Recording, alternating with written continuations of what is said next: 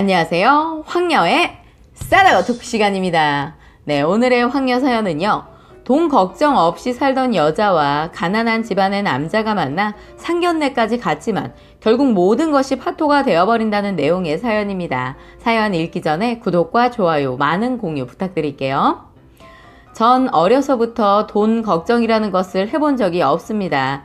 친구들이 부모님께 거짓말을 해서 이런저런 용돈을 타서 쓸 때에도 우리 부모님은 돈 달라고 할 필요가 없을 정도로 용돈을 많이 주셨죠.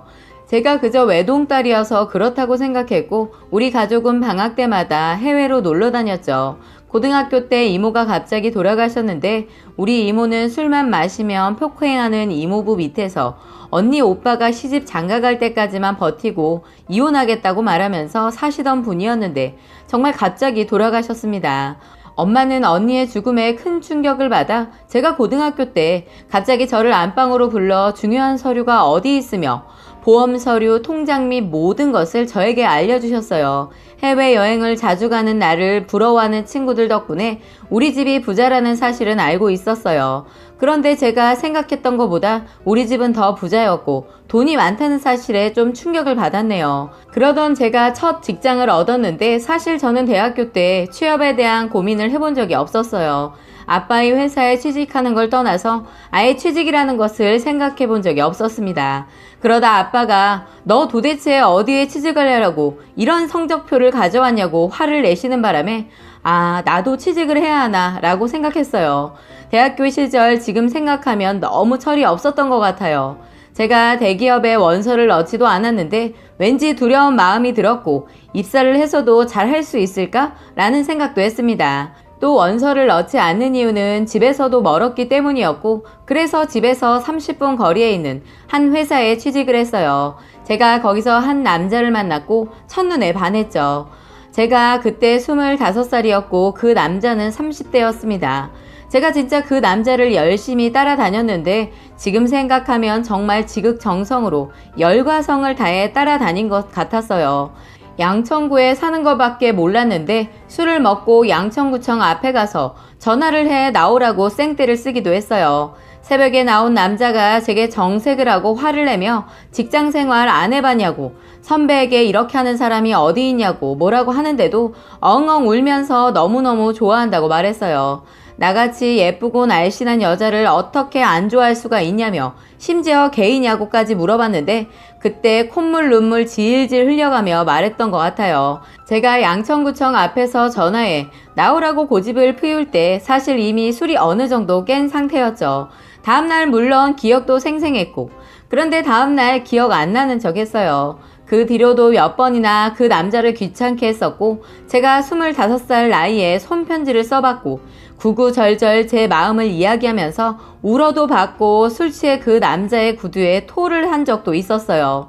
우연히 동료에게 그 남자가 검은색을 좋아한다는 얘기에 제가 바로 그날 저녁 미용실에 가서 꾸벅꾸벅 졸면서 검은색으로 염색을 하였어요. 다음날 엄마가 장례식장에 가냐고 물어볼 만큼 새까만 옷으로 도배를 하고 출근했어요. 그 당시 제가 브라운 계열의 아이라이너를 썼었는데 일이 끝나고 바로 화장품 가게로 달려가 검은색 아이라이너를 구입했어요. 그 당시 내 친구는 립스틱도 검은색으로 칠하고 가지 그러냐고 저를 비웃었지만 제가 정말 열과성을 다해 그 남자를 좋아했었죠. 그러다 그 남자가 제게 일 끝나고 술 한잔 하자고 하더군요. 그날 하필이면 새롭게 장만한 구두를 신고 온 날이어서 발이 까질까봐 걱정이 됐었네요. 그 남자와 일이 끝나고 술집을 향해 걷는데 슬슬 발이 까지기 시작했어요. 그런데도 저는 아픔 따윈 있고 그 남자 얼굴을 올려다보며 실실 웃으며 걸을 만큼 좋아했어요. 그 남자가 치기가 올라서 제게 했던 첫 질문은 집이 잘 살죠? 였습니다. 처음엔 무슨 말인지 이해를 못했어요. 화목하냐는 건지 제가 잘 살고 있냐는 건지 돈이 많다는 건지 정확히 어떤 뜻이었는지 이해를 못했지만 제가 고개를 끄덕였어요. 왜냐면 제가 지금 잘 살고 있고 우리 집은 화목했고 돈도 있을 만큼 있어서였죠. 그 남자는 제 얼굴에 그늘이 없다고 말했어요. 자신이 명품은 잘 모르지만 가지고 다니는 핸드백이 전부 명품이라는 이야기도 하더군요. 저는 이 남자가 대체 왜 이런 얘기를 하나 보다는 오, 내 가방까지 자세히 봐주고 있었네? 라며 바보같이 즐거워했습니다. 속으로 남자는 자기가 홀 어머니의 장남이라는 사실과 빚이 많다는 것, 자기가 얼마나 힘들고 가난하게 자라왔는지에 대해 말하기 시작했어요. 이 남자가 제게 자신의 속마음을 이야기해준다는 사실이 마냥 좋았어요. 저는 우리가 속에 있는 이야기까지 나눈 돈독한 사이가 되었다고 기뻐하며 그렇게 집에 올 만큼 철이 없었습니다.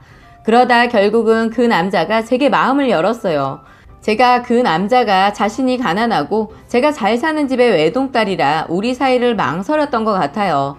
그러던 어느 날 남자친구와 백화점에 쇼핑을 하러 갔어요. 커플티를 사자고 했는데 자기가 이 나이에 무슨 후드티를 입냐고 하는 것이었어요.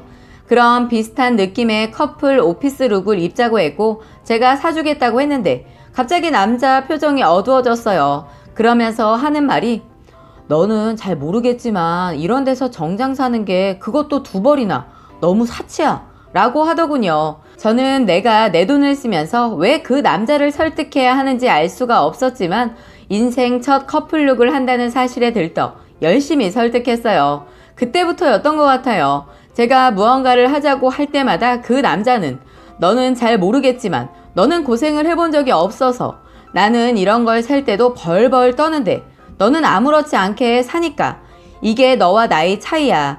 너희 부모님이 나같이 돈 없는 눈을 좋아할 리가 없을 거야. 등등. 제가 둘 다 가난하지 않고 나라도 돈이 많은 게 어디냐. 오빠가 사고 싶은 건 내가 다 사줄 수 있다. 라고 열심히 허공에 외쳐댔었죠. 어느 순간 제가 내 돈을 쓰면서도 그 남자 눈치를 봤었죠. 사고 싶은 것을 다 살 수 없게 되었고 비싼 것이 먹고 싶어도 저렴한 식당으로 갔었죠. 외제차가 사고 싶었는데 차도 못 샀고 어차피 돈은 제가 다 낼 거였는데도 제가 내 돈을 쓰면서도 눈치를 봤었던 거였죠.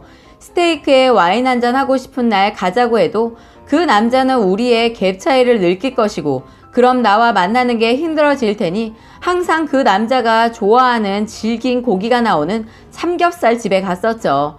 1인분에 몇천 원이었던 가게였고 젊은 여자는 나밖에 없던 그런 허름한 가게였죠. 어느 날 문득 디카 앨범을 보다가 프라하의 거리가 그리워져 이번 휴가 때는 프라하를 다녀오겠다고 말하자 그 남자는 자기는 여권도 없는데 너는 휴가 때 외국을 다니는 여자이기 때문에 우리는 만나기 힘들다고 말했어요. 제가 결국 그해 여름 프라하도 가지 못했네요. 그 남자는 내가 돈 쓰는 걸 즐거워하거나 본인의 기준에 비싼 물건을 주저없이 사는 모습을 보면 너는 좋겠다, 너와 나는 다르다 등등의 말로 나를 힘들게 했습니다. 솔직히 제가 절약하고 싶어서가 아니라 그 남자가 나 때문에 주눅이 들까봐 항상 그의 눈치를 보며 싼 것만 사고 싼 것만 입었네요. 제가 그 남자와 결혼을 하겠다고 집에 말했을 때도 우리 부모님은 별 다른 말씀 없으셨고 제가 좋다면 된다고 하셨어요. 그런데 그 집 어머니께서 반대를 하셨습니다. 자신의 아들이 눈치 보고 살 것이 뻔하며 팔려가는 것 같다고 말하더군요. 제가 또 죄지은 사람 마냥 어머니께 잘 보이고 싶어서 온갖 아양을 떨고 온갖 선물을 사다 바쳤어요. 그런데 그렇게 돈돈하던 남자가 자기 어머니께 드리는 선물에는 아무 말도 하지 않았네요. 제가 백화점에서 15만원짜리 자켓을 샀다가 평균 직장인의 월급이 얼마고 비슷한 자켓은 인터넷으로 사는 게 더 현명했다는 둥 1시간 가까이 설교를 들었었습니다. 솔직히 여자분들은 아실 거예요. 백화점 브랜드에서 15만원짜리 자켓 사는 게 절대 사치스러운 일이 아니라는 것을요. 어머니께 한방 화장품 풀라인 세트로 80만원어치에 과일 바구니 제일 비싼 것에 한우까지 바리바리 억척스럽게 들고 갔는데 그때는 아무 말도 하지 않더군요. 제가 그때야 비로소 깨달았어요. 제가 5년 동안 얼마나 멍청한 연애를 했는지. 그 남자는 제가 립스틱을 또 사는 것에 대해 얼마 전에 사지 않았냐, 립스틱을 다 쓰지도 않았는데 왜 사냐 등등의 말로 제게 사치스러운 여자 취급을 합니다.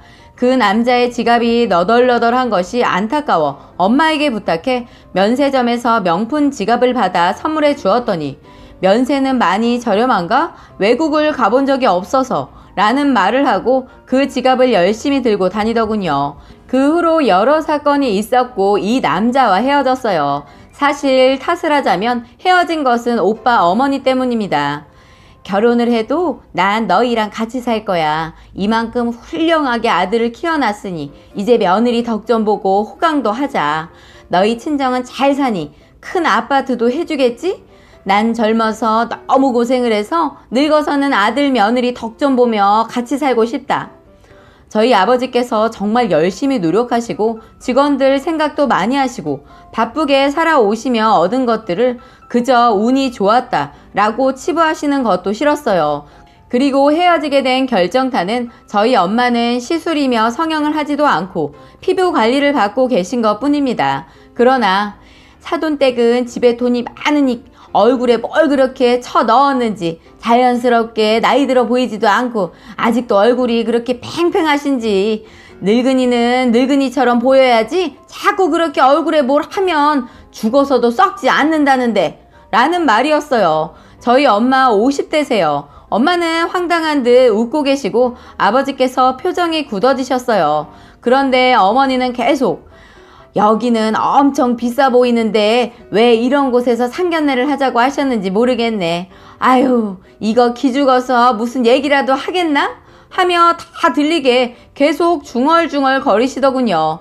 아주 온 가족이 얼굴에 기티가 잘잘 흐르네. 사돈 양반이 특히 얼굴에 기름이 껴서 보기 좋네요. 그래서 결혼하면 집은 얼마짜리로 사주실 건가요, 사돈댁? 이라는 말에 결국엔 아버지께서 죄송하다고 하고 없던 일로 하자며 저희 세 식구가 나갈 때까지 오빠는 그 자리에서 그냥 듣고만 있었습니다.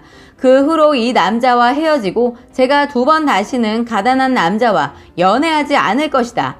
해외여행을 좋아하고 비 오는 날 차로 나를 데리러 오고 좋은 분위기 레스토랑에서 스테이크와 와인 한잔하고 제게 꽃다발을 사다 주며 메뉴판을 보고 음식을 시킬 때도 가격부터 보지 않는 남자와 만날 것입니다. 누군가는 제게 어차피 네 돈이 아니고 너희 부모님 돈이라고 하겠지만 우리 부모를 만난 것도 내 인생의 행운이기에 제가 부모님이 주신 돈과 제가 버는 돈으로 사고 싶은 거 먹고 싶은 것도 가고 싶은 곳 여행 가며 그렇게 살 겁니다. 제가 앞으로 2번 다시 절대 결단코 가난한 남자와는 연애하지 않을 거예요. 가난하다는 것은 제가 아니지만 가난하다는 이유로 자기 여자에게 자격지심을 부리는 남자는 정말 못났다고 생각합니다. 그 남자분은 헤어지고도 2년 반이나 더 연락이 왔어요. 2년 반 동안 계속 연락이 와서 어머니와 인연을 끊겠다. 홀 어머니가 나를 키워주셔서 어머니가 상견례에서 잘못된 말을 하는 걸 알면서도 차마 나설 수 없다는 등등. 정말 좋아했던 사람인데 그냥 한순간에 탁 놓아지더라고요. 제가 다시 연애를 한다는 사실을 알게 되고는 제게 연락 와서 속물이라고 제게 맹비난하는 모습을 보며 조금이나마 남아있던 예쁜 추억도 다 망가져 버렸어요. 지금은 원망도 미움도 없고 그냥 저와 상관없이 그 오빠가 자기 혼자 알아서 행복하게 살았으면 좋겠어요. 사실 뭐 행복하게 못 산다고 해도 별 생각은 없지만요. 라고 사연 올려주셨습니다. 오늘의 사연 여기까지였고요. 많은 공유와 여러분들의 생각이나 느낀 점이 있다면 댓글로 표현해 보시기 바랍니다.